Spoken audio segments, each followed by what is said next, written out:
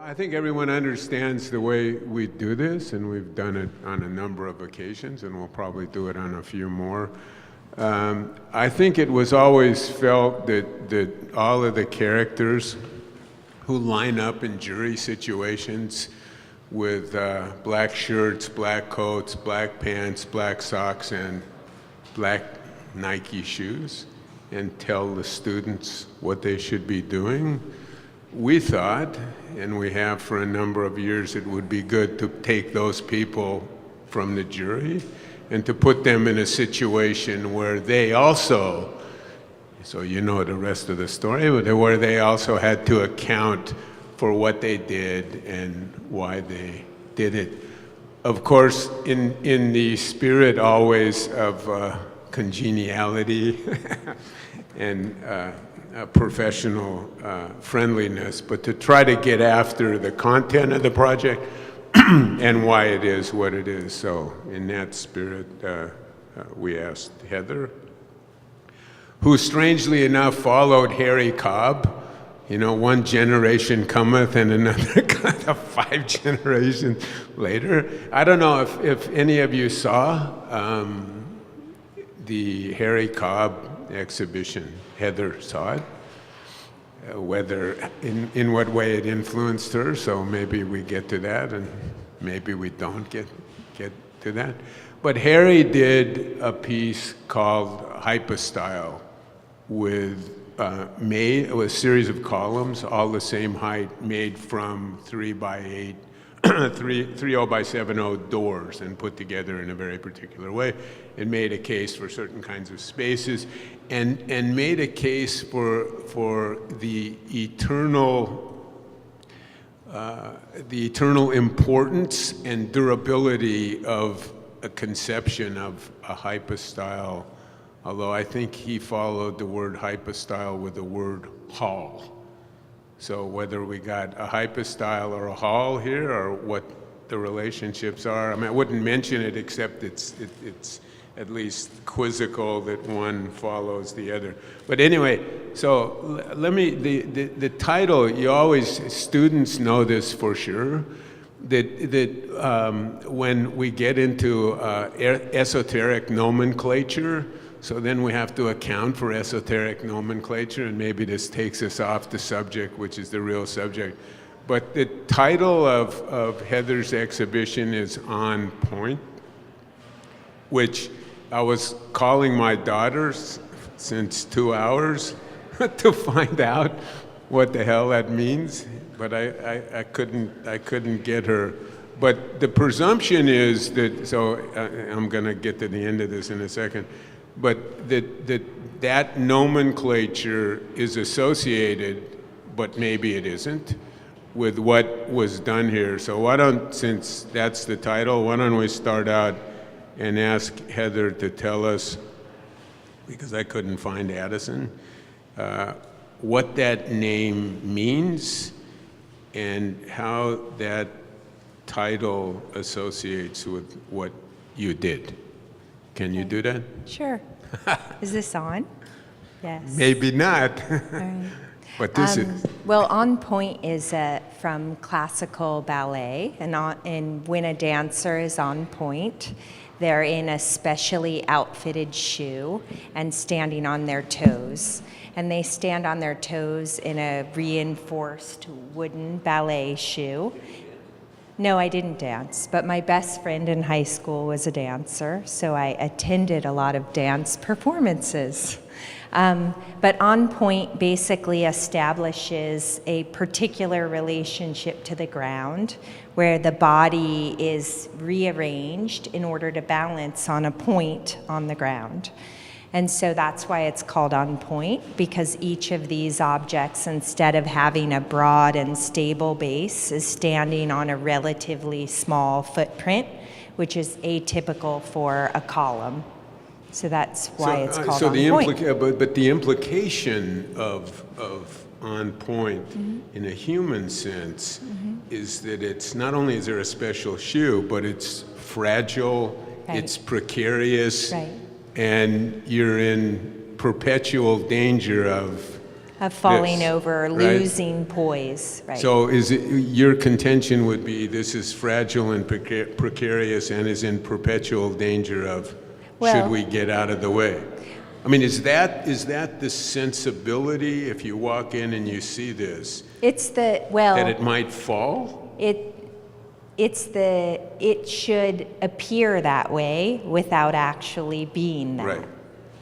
But it's the art of balancing Right, in a precarious condition. right. And so it's your contention that this is doing that. It is, yeah. It's your We know. contention. And is that why the pieces, so this would be one ballerina, I don't want to be too literal. It's because not in meant this to be literal Literal either, is a or pejorative. metaphorical. But maybe it isn't. It just makes it a more digestible title, a clearer, more didactic title about what the piece does. So each object is only in a balanced state because of its adjacency to one or more other columns. And so without one or more neighbors, the objects wouldn't stand up. So if I pull this If away, you the whole start- thing will fall down. Well, no, it depends on which one you pull out, but if you pulled out particular ones. So there's one piece No. in particular that supports all the others? No, but there are. In numbers, in if there are numbers. 6, how many are there? There are 9, There are 9. and So there, if you left 7, at what point would it fall down? it would fall down if you took Do you know? 3 particular columns out, it could fall down. Can you read the columns that are, so there are columns and then there are columns, right? So there's the dancer This with the is- shoes, and then there's the Other sucker dance. she's leaning on. Exactly, Right. right. So they're not all on point. No, they're all on point. But there are some that are more on point than others. Not really, they all are on point. No, but it's interesting. I mean, it's I knew or this, beside- I've heard this is how this would go. how is it going? I'm having fun. Well, that's the point, I think. So if what you say is so, then all of the columns aren't equal. If you go back to Harry's No, I piece- didn't say that they weren't equal. They're just in clusters. So there's a series of 3 clusters of 3, and if you take one out of a particular cluster, they lose balance. Three It's not. It's really kind of. It's not that 3 difficult. clusters of 3. So this is getting very I complicated. I learned a lot the- from the stool. I like to see the dance translation of this. So the 3 clusters of 3. What I'm saying actually is at least of interest to me, which is that it seems like all of the pieces aren't the same. That there are some that are different, there's some that have different purposes, and there are groupings. Right. So if you go back to the discussion of columns, so this is about columns. Yes. So I don't want to Back say. on point. Geez. Well, we get back to the whether that's a fair. I think the issue is whether that's a fair title. In other words, whether the label accurately represents the content of the project, or whether, in fact, if you use a label like that and you chase it. In other words, it's not like you make something and you label it. It's that you label it and you make something. I made something and then I labeled Right. it. Because if you did it the other, then the label would hold you to very particular criteria and say, oh, on point, it means this and this and this and Right. this. No, it As was opposed the to, opposite. You made it, you looked at it, and Right. you thought that. I told Eric earlier during his walkthrough that the original title of the piece was The Hypostyle Revisited. And then Harry Cobb, who's twice my age, showed up on the SCI-Arc calendar, and the title of his show was The Hypostyle. And I thought there must be something deeply wrong with me. Why? Oh my God. Well, because I thought maybe I'm just not not sufficiently a part of my generation, because I You're was raising thinking, a whole I different know, I don't know. You don't want to have that discussion. We have that discussion some But other time. originally, it was just rethinking the status and relevance of the column. Right. And the piece was working on the kind of tropes of the column, the fact that we have the expectation that the column will present itself as visually stable, and that it will kind of reaffirm the status of the ground. And would there be a way that we could design a column that would deny both of those very long-standing established criteria about the column? I was told the argument would go this way. The thing which interests me, and it is just a coincidence, but I don't think it's anything to be apprehensive about, is that Harry's argument was that's the way it is for 5,000 years. So it's Karnak, or it's Persepolis, or it's SCI-Arc. Right. And they share something. Right. So in that context, you wouldn't be dating yourself, at least according to his claim, which is it's dateless. Right. Okay. He also said an interesting thing, which we took him up on, has never happened here before. He said, this is the beginning, this is an initiative, this is a conceptual initiative. Right. But nobody was really sure whether this was facetious or not, but this is, and maybe it was and it wasn't, but this is an initiative, but, you know, we love you guys. It's just a start. Remake it. Right. Remake it, reimagine it, and we'll see what the hypostyle is at the next level. Which I think is fabulous, because just coincidentally, my project follows his. And in the back is a little pamphlet that I reprinted, a genealogy that my students at UCLA produced, where we analyze the various kinds of work that the column does. So it's here for everyone to take who cares about such things, and they can do their future projects. You mean there are people who don't care about that? Some people Nobody here in this have room. No idea why we care about columns. Yeah, so we don't have to worry about them. We do care about them. You do. Since we raised the proverbial discourse regarding what's a column, so why don't we, and maybe we can get back to the threes and the groupings and so on at some point. So there is a definition. There are many ways to define a column, and we won't exhaust that discussion. But one of them, in the simplest technical way, has to do with, I don't know, any columns in, okay, that's a pilaster. Huh? Is that what you did? One of those? That's a column. See behind you? Yeah. Tell me, that's Did a I column. do that? No, that's an a engaged column. pilaster. But you could make an argument. It's not literally what you did, but guess what?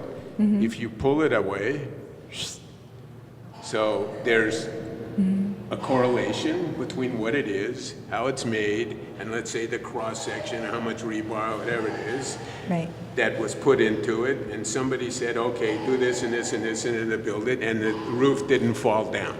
Right. Okay? So there is a technical definition of what constitutes a column in terms of a utilitarian purpose that it has in a building. Right. That's a column. Right. Or not. It is. There's the technical and the symbolic. Right. And But one doesn't necessarily preclude the other. no. The symbol. I mean, if I took this and hung it from if I took exactly what it is now, pulled it up and attached it to the ceiling, would that work? No, Because because it doesn't have a relationship to the ground. gravity. Well, no, it doesn't have a relationship to the holding ground. It something has up. a relationship to gravity because it's on our planet. Well, if it's We have hanging, to- it's still on the any planet. planet, it would have a relationship Depends to which some planet gravity. we live on. I guess. These are funny trick Huh? questions. You think? Not really. No. That's the way I think. I like it. I Thank think you. it's a good Thank you. it's a good But question. they're not tricky. I wouldn't ask if I know. No, they're not tricky. They're philosophical. But those aren't synonyms. No, they're not. So don't treat them that way. So Correct. I think, so there is a definition. We say we're looking at discovering what constitutes a column. Yes.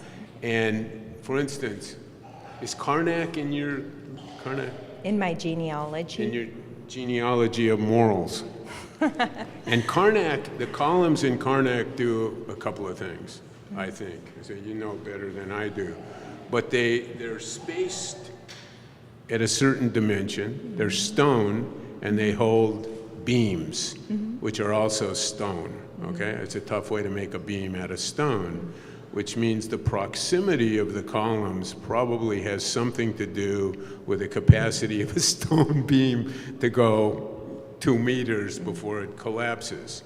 So there's a relationship of the position of the column to what it supports, and what it supports connects to something else. Right. Right? But this has none of those obligations.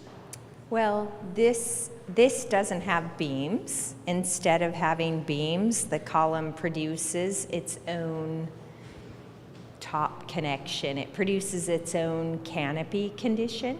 So its spans are determined by how it's occupied, how you can move through it. But there's And no span. There is a span.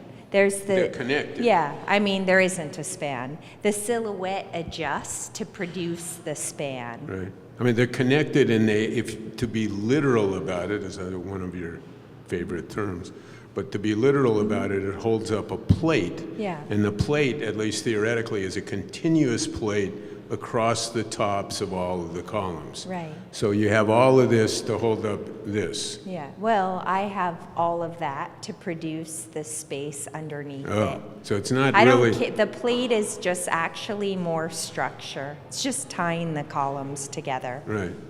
But that doesn't mean you couldn't put a floor on top and stand on it. But that would be different. It I would mean, if we be. were sitting up there doing this discussion, sitting on top, it would be a very different discussion. It would. It's a different project because it doesn't hold that up. No, it So doesn't. I'm just looking for all of the possibilities of column, and so we got one, which Right. is what's the I- cross section and the rebar, and it holds up the roof. I mean, I think there were I had two interests. I had a few interests, but two of them were to re-articulate isn't this interesting? to Get your phone out, man. We know it. to rethink the load distribution through a column. That was one. And the other one was to scrutinize what kind of spatial work the column could do. So by taking away the beams, a vault, the kind of horizontal datum that would normally be held up by the column, I'm just working on the silhouette of the column and investigating what kind of space you can produce by eccentricity. Eccentricity is when, rather than having the shortest load path from the ceiling to the floor, which would be a straight line, you just bend that path. You make it Well, eccentric. is a behavior pattern in the broadest sense, isn't it? For some. So, Look, nobody there got that, but you got that. and you. Yes, exactly. So maybe it's you and I. Yeah, no one They don't else know cares. They don't know what. I think the point in trying not to exhaust this, but to see all the things that a column could do, Right. and all the things that a column could be, including holding up the roof, or holding up the beam, or making a space. And this, according to your definition, does the latter. It makes a space, and it holds itself up. Okay, so to refer to our dear friend Harry Cobb, so he made a space, Okay. Did you see it? Or I you did didn't see it. So he made a space in the middle with that Adolf Loos chessboard and stuff, and then we sat in this space, and so there was a field, and then there was a void in the field. So the way of making that space was not so much to make an issue of the columns discretely or individually, but actually to do the opposite. That the columns were as neutral as the space around them, but they were different. I mean, doors. Yeah, you put up a million of them, right. and then where you leave them out, there is something. Sure, So that, but see, I don't agree with that proposition about the column. I would propose, and I think you would history if you liked for me. Osiris. You know, you're just in the wrong religious department. Okay. So, okay. So what I would say is that every column in relation to another is producing space through its spacing and through its silhouette and its massing. So I don't think you have to remove columns to make space. I think that columns are geometry that are articulating the edges of the space in between them. Well, you did that in a way. You put them here and that. you left the rest of the space. I'm not talking about this space. I'm but it's in the talking room. about the space. This is the space that it sits in. I'm not talking about that space. No, I'm talking, I know, but I'm saying this is in this space. That's true. Right? Yes. I mean, you could put it over. No. I mean, you could put it in the corner. How am I doing, Todd? I'm talking about the space within the space. Would you like to comment, Todd? This is why no one cares about anything architects say, because you're like, what the hell is the space within the space? These are deep thoughts in our field. I'm sorry to subject you to this. I accept your apology. But I think there is actually a very simple point, which is that there is a room, and all of the projects that have been done in the gallery, with the exception of one that was done in the hall and something Levius did from one end of the school to the other, have been done in this space. So there's nothing exotic about a question that associates the space, including windows, balconies, and double heights, with the positioning of the project in the space. That's part of the problem that was solved. So there are at least two issues. One is, what is it in the space? I think that's a plausible discussion. And then from that space to the next space, which is, let's say, within or contained within that. And I think my point would only be, you could position this almost anywhere and get very different results. So We thought a lot about where to put it in the space, how to orient it. So we basically produced the view of an assembly of objects from the double doors. So you walk in, it looks like sculpture. From the top, it kind of looks solid, but then as you move around it, you discover that there are spaces defined underneath it. So it has two readings. One is as a kind of sculptural object, and the other is as a kind of intense interior. Do you know the soldiers in Sion? You know, the buried soldiers? Yeah, you do. I might, you know, the but tomb funeral, there are 8,000. Some of you know that. It's an unusual monument. And it's a field.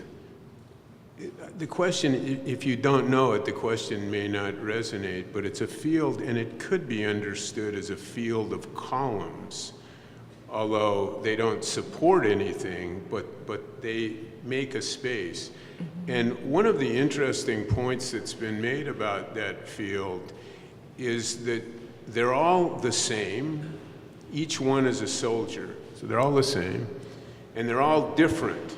If you look at the facial features, so somebody has a hat and a beard, dress, shoes, sword, so that they've differentiated each one, and yet there's a certain amount of consistency, a continuity, a homogeneity between those pieces. And the question is that, and I think the reason I was thinking about it is what constitutes a column. I think another example would be the caryatids on the Erechtheion on the hill of the Acropolis. So you know those. And those are female figures that hold up a porch. But the column is quite literally a female figure, and I can't remember the number of them, and they're all the same, and they repeat. And so if we stretch the discussion to zones of space and how space is differentiated, then maybe we're looking at a different kind of characterization of what constitutes a column. And that the soldiers in Sion, the caryatids more literally, because they actually hold up something in a very conventional, literal way. So we're looking to see what the meaning actually is of column as a creator of an area or a space or a definer of a space without necessarily having any technical or structural or constructive obligations except to itself. Right. So. There's another one, this Brancusi made a column, you know? I don't know, does anybody know where, Bucharest maybe? I think he was Romanian, but there's the endless column, which is not quite endless, but asymptotic too.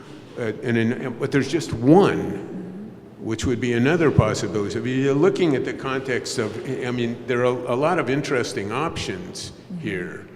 One would have been, can you put up just one, or can you put up the three? Right. And when you developed it, maybe it's worth talking about how it arrived. One of the things we've talked about in some of these sessions is not only what you wound up with, right, but how it originated and what the chronology of development was. Maybe you could talk about that a little. Sure. Well, I think I probably had the conceit that I wanted to produce a space that you would have to move through. So you couldn't go into a single space, know you're there, turn around, walk out, and have drinks in the hallway. So I wanted it to be a bit more of an unfolding experience. So I knew I didn't want one, though one could unfold in the revolve, I guess. And then we did really simple kind of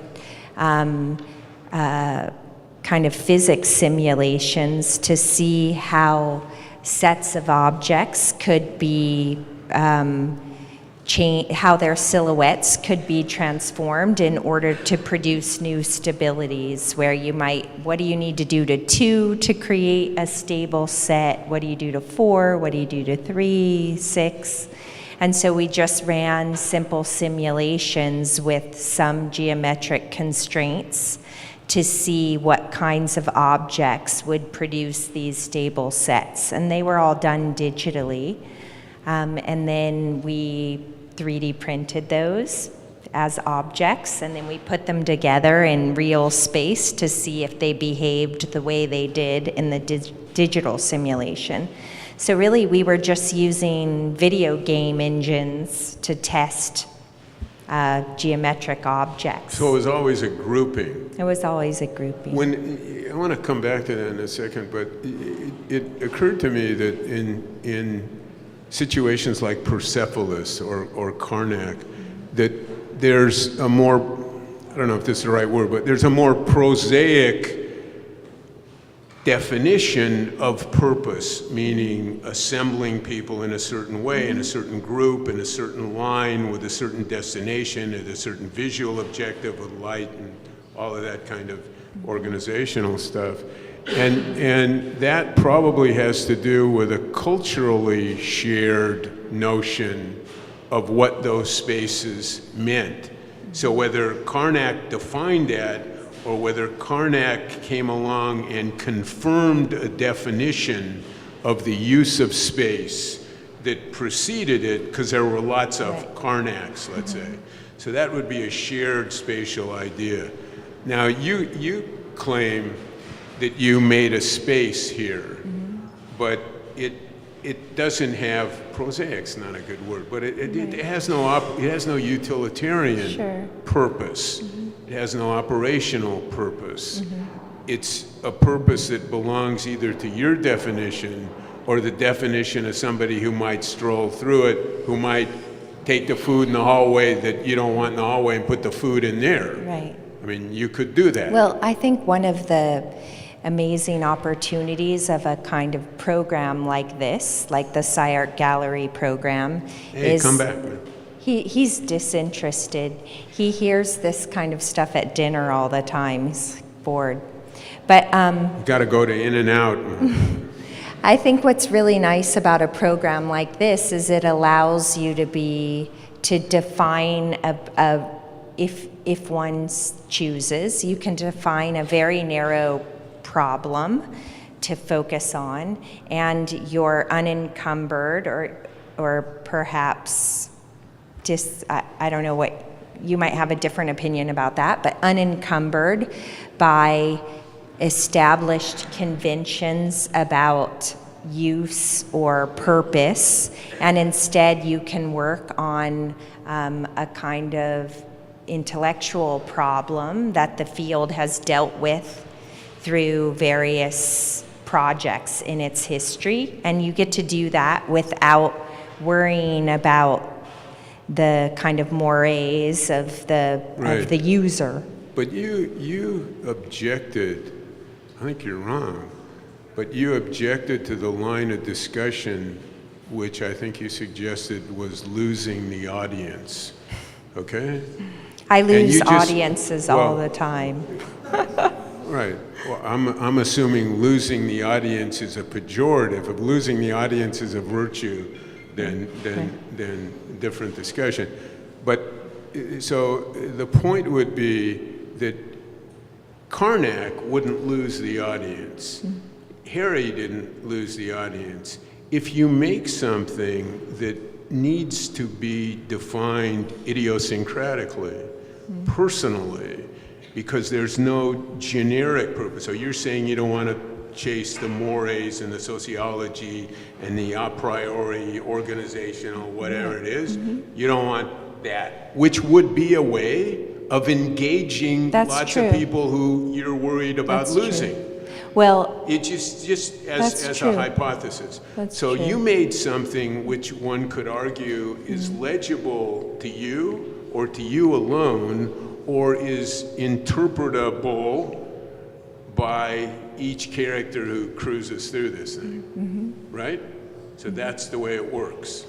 So this is a matter of each person going through the space and drawing some conclusion. I suppose I gave them a little hint with the title of the piece. Well, in case they didn't read it, it was a dark They night.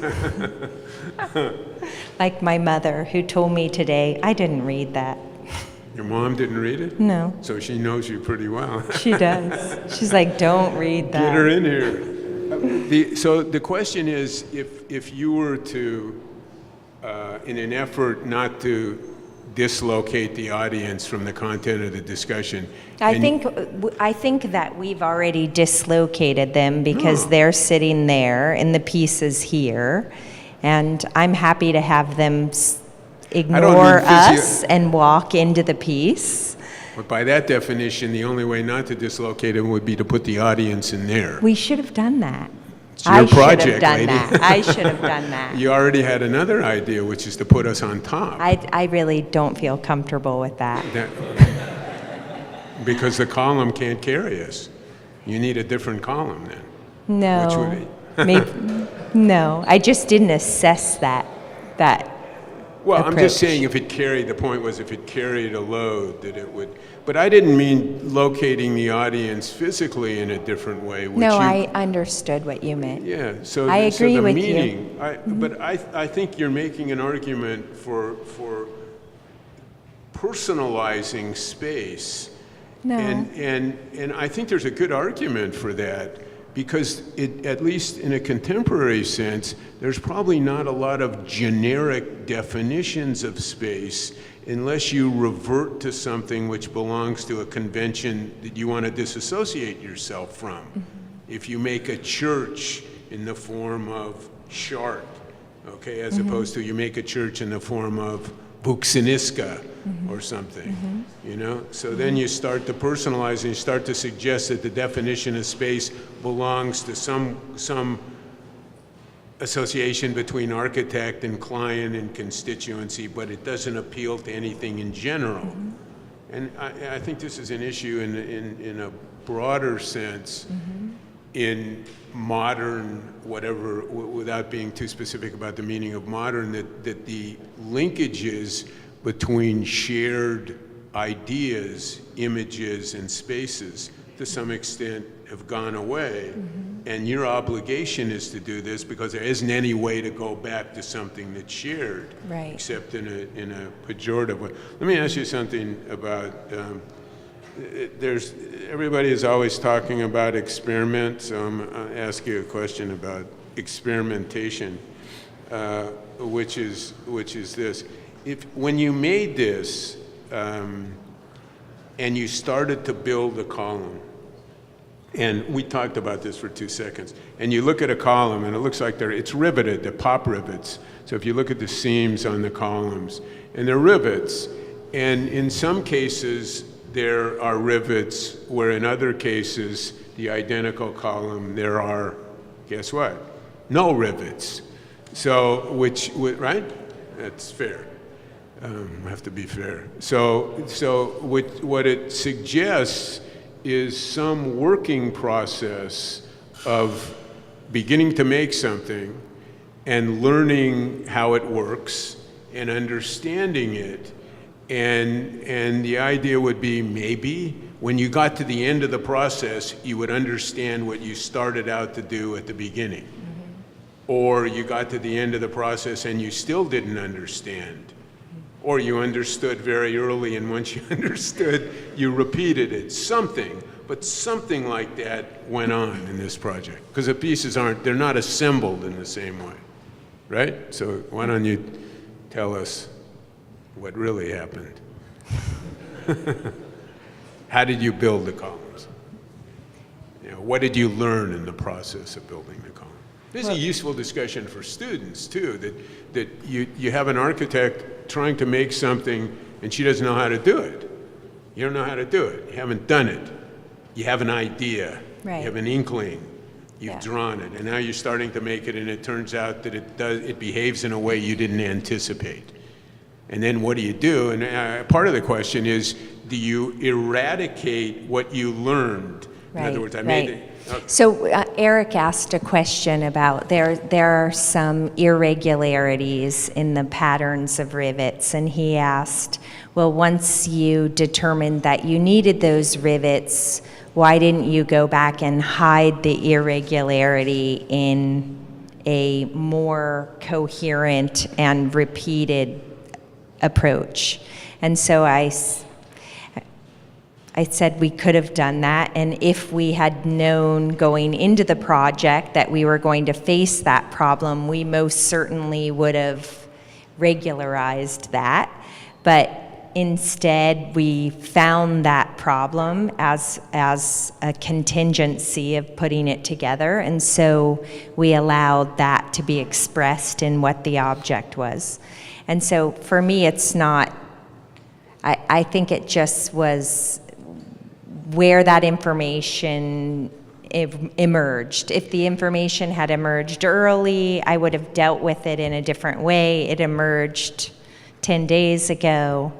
We were hot, tired, and thirsty, so we just dealt with it as a kind of contingency that we needed to deal with. Hot, tired, and thirsty is not architectural. Well, that's that's physical. The rivet holes on the vertical seams were all planned in advance, so they were all laser cut. They're very precisely spaced. The things we had to do in the gallery with less precise tools are not nearly as precise. There's nothing that philosophical about that. It's just tools and material behavior. No, there is a lot philosophical. I mean, you could, for me, there isn't. Well, because I mean, the question is the issue to deliver at a level of consistency based on a presumed precision of technology and give that back in the final product as a solution? Sure. Or aren't you leaving something very essential out about the process of building, which anybody who builds something here knows sure as hell what you're doing is going to happen? And the question is, do you leave a record of it? Do you leave a record of either something you didn't know or something you didn't understand or something you learned? And in fact, if you leave the record, doesn't it show, in fact, that the process isn't one where you knew from the beginning Sure. what the end would be, and Sure. therefore Yes. it's not an omission or an inadequacy of the process, it's actually a strength of the conceptual model Sure. which tolerates Sure. it. I mean, what you're talking about is really is discussed in theories of craft. That in craft, there's a kind of irreducible outcome in the intersection of human labor and material that you can't predict for or completely control. So in that regard, that is a philosophical stance. It's not one I had before confronting So the you problem. What? Learned. I learned so much in Yeah. producing this project. Because control, I mean, this is actually, for anybody who builds anything and anybody who draws anything knows there is the drawing and Yeah. there's the building. Right. And I know, and we run into this a lot, So Katia draws it, Yeah. and it's a beautiful drawing, and it's a fantastic. And here's a column, and here are plates in the column, Sure. and here's a wide flange beam, and it runs into the column, and the top flange hits a plate, and the bottom flange hits a plate. And you put up the column, and you know what happens? The plates are in the wrong place Right. by a little bit.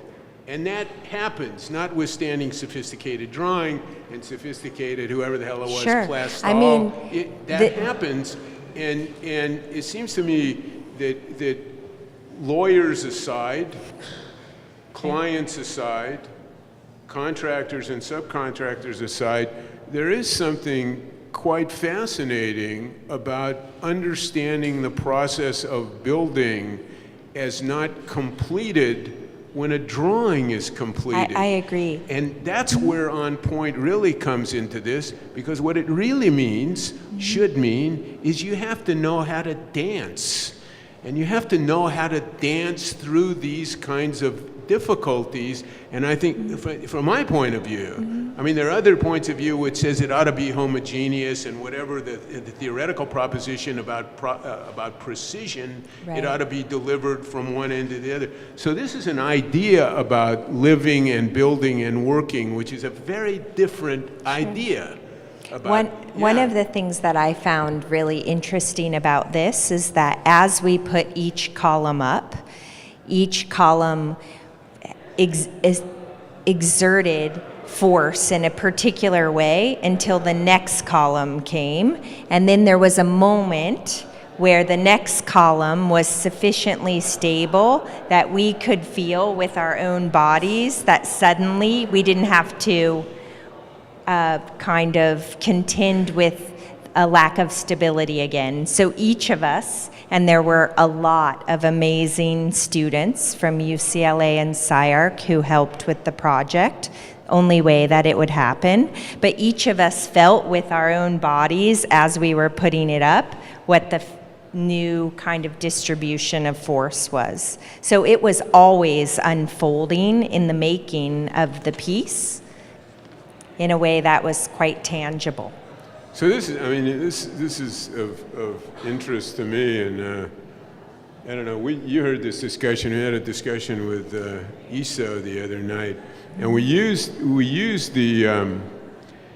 A lot of you know Le Corbusier's drawing of, I think it comes from Creation as a Patient Search, of Dionysus and Apollo, and it's a split drawing.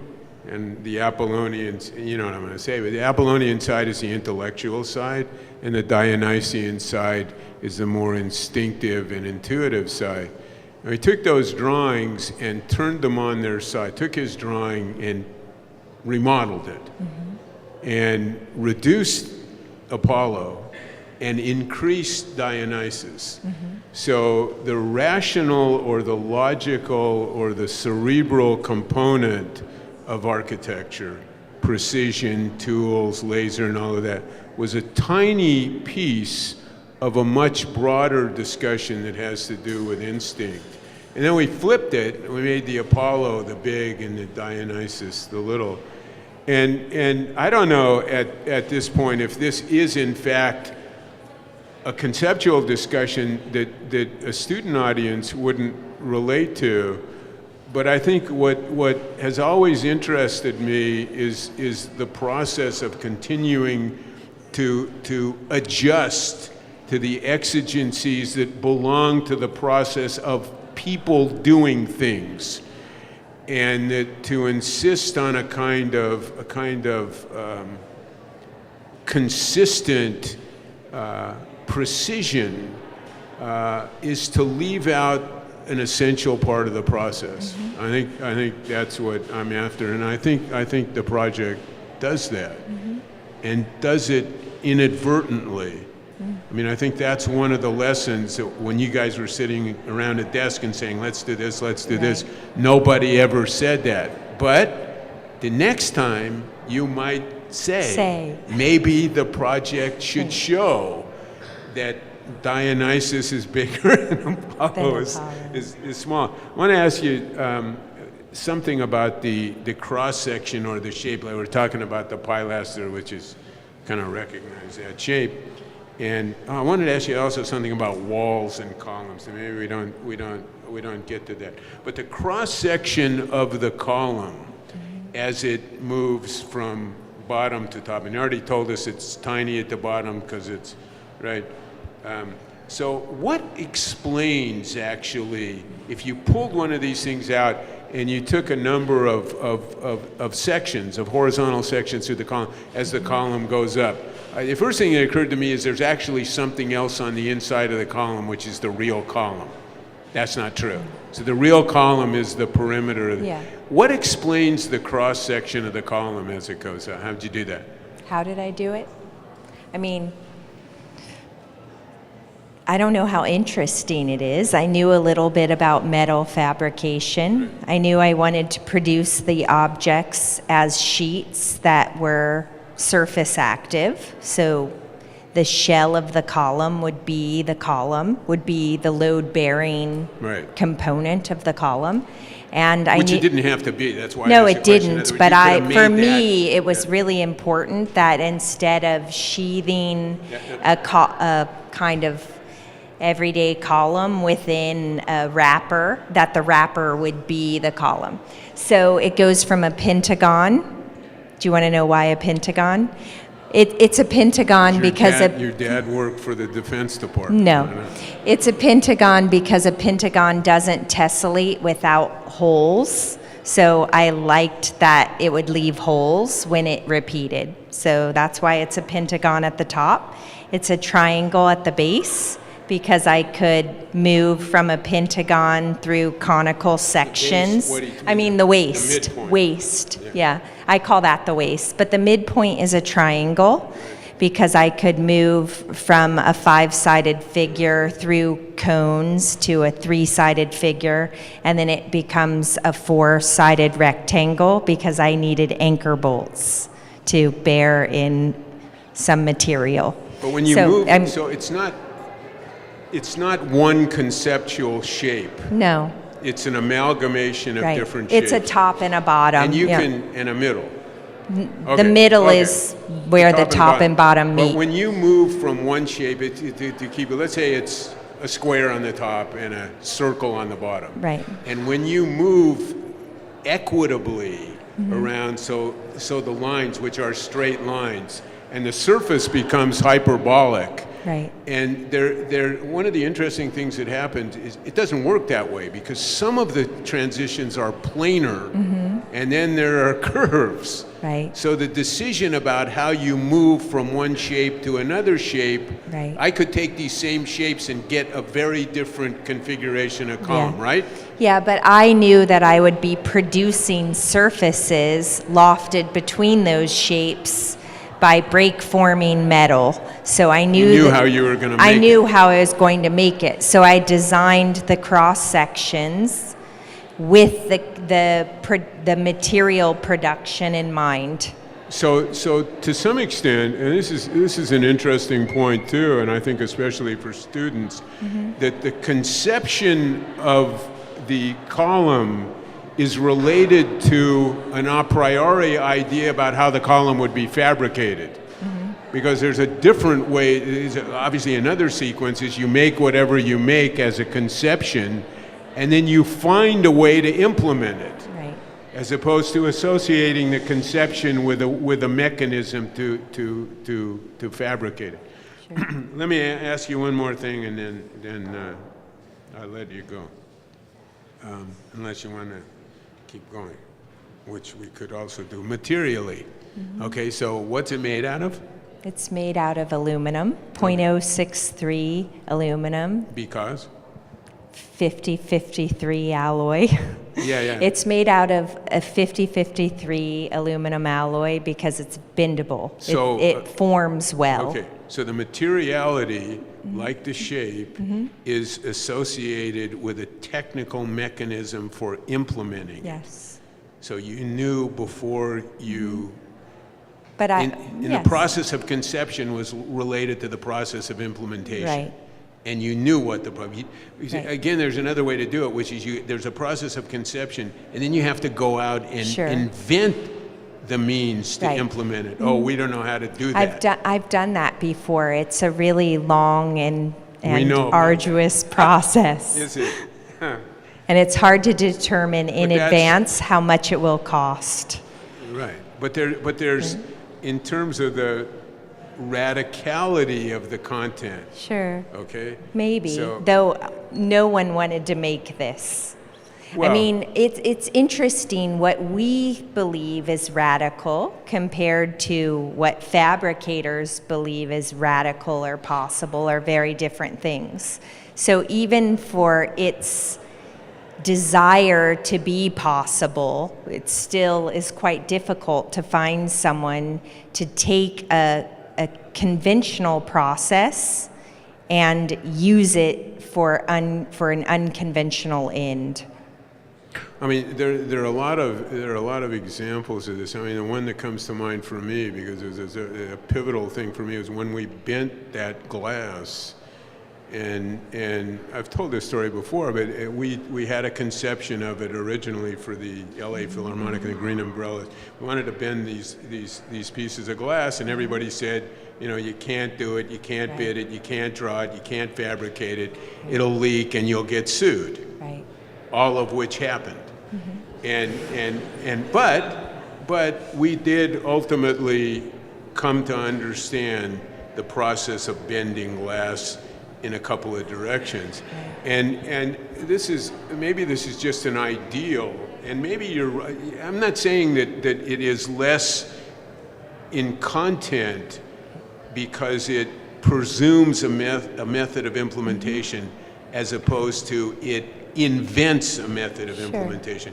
I'm interested in that, but I'm interested in the interrelationship between the two. I mean, for instance, okay, last question, I'll let you go. Could we make it out of wood? Suppose we made the same thing out of wood. Is that okay? No. Because? Shape-wise, same. Space-wise, same space, not materiality. Could it be made out of wood? Well, no. I mean, It could be. But I was interested in making it out of aluminum because I wanted to explore a particular process and Right. yeah. Right. But it could be made out of wood, but wood has variable thicknesses. Aluminum comes with its sheetness already. What I was trying to do is to disassociate the idea of a shape in a space with a kind of how up to date can you get with a fabrication mechanism, and that the content of the project as a space or a shape or as an idea is not necessarily advanced by using a sophisticated tool. In other words, if this were an esoteric space, shape, or whatever it is, that the fact that it were made out of wood cut on a table saw or something like that wouldn't necessarily rule out its radicality. That on the other side of the equation, radicality wouldn't necessarily be associated with 3D printing or vacuum forming or laser cutting or whatever. Whatever For me, the radicality doesn't come in the material, it comes in the structural proposition. Okay, it's a terrific project, and we're happy to have you, and we enjoy it. It'll be here for a couple of months. Anybody else want to interrogate Heather? Yeah, what's up? No. Tell your mom First Amendment. You should just say, "Good job, Mom."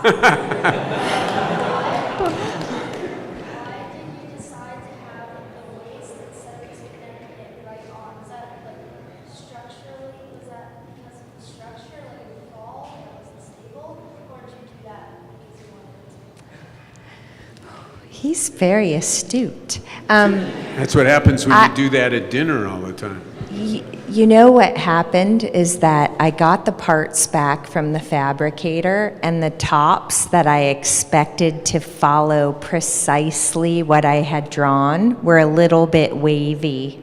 And I thought, that's not really going to fit nicely, so I'm going to put a gap between the parts so that that wave I didn't expect would be less visually upsetting and structurally problematic. Yes, last question. It's okay. He does this to me all the time. He tells me, "Mom, you would have a lot more money if you designed something everyone could use, like a chair, because everyone has a butt." And it's very difficult to argue with that.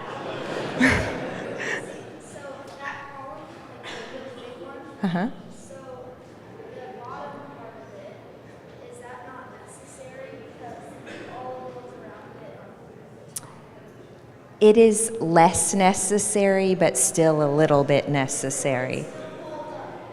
If I cut the bottom half off, we'd have to test that to know. I don't know. It might. Thank you very much Thank for you. your patience.